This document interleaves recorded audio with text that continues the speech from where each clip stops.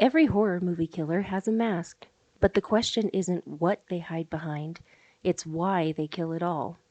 Behind every slash, every scream, and every shadow, there's a psychological motive, a reason, a fracture in the human mind that makes the horror feel real.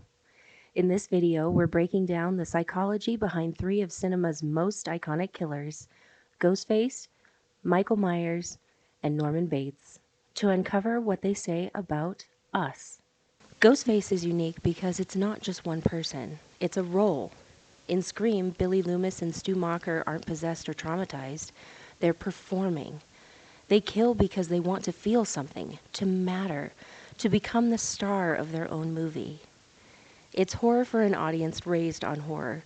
Billy literally says it. Movies don't create psychos. Movies make psychos more creative. And that's the key to understanding Ghostface. He's the postmodern killer, a generation raised on media violence, chasing identity through imitation. Ghostface represents the breakdown between fiction and reality, the obsession with playing the part of a killer instead of asking why one exists. Every time a new Ghostface appears, the motive shifts, the revenge, fame, legacy, but the psychology stays the same. They kill to be seen. In a culture obsessed with recognition, Ghostface is the horror of anonymity. He's what happens when attention becomes survival. Michael Myers doesn't speak. He doesn't feel. He just exists. In Halloween, John Carpenter designed Myers to be the shape, not a man, but the embodiment of evil. But psychologically, he's something even darker, emptiness personified. Dr. Loomis calls him pure evil, but in modern terms, Michael would be described as a psychopath without motive. And that's what makes him so terrifying. There's nothing to analyze. No childhood trauma, no revenge, just a boy who killed his sister and never stopped. In a way, Myers is horror's answer to the question, what if evil isn't born or made? It just simply is. Carl Jung once said the human psyche has a shadow self, the dark, primal impulses we suppress. Michael is that shadow, stripped of humanity. He's not a villain with goals. He's the void that exists when empathy dies. Every time he walks out of the fire, silent and unburned, it's not about survival. It's about inevitability. You can't kill what has no reason to live.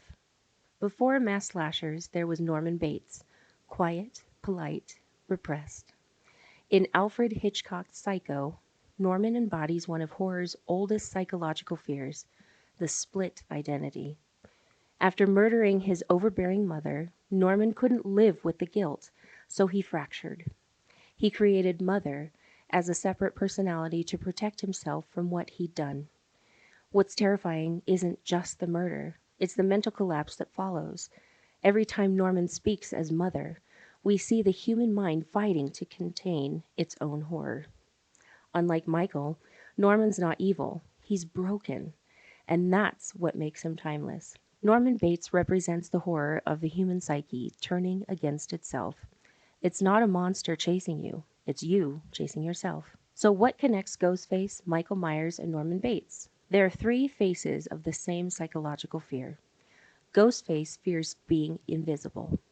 Michael Myers represents emptiness itself. And Norman Bates shows the horror of losing control of your own mind. Three killers, three motives, all human, all horrifying. Because the truth is, horror has never been about monsters. It's about what those monsters reflect back at us.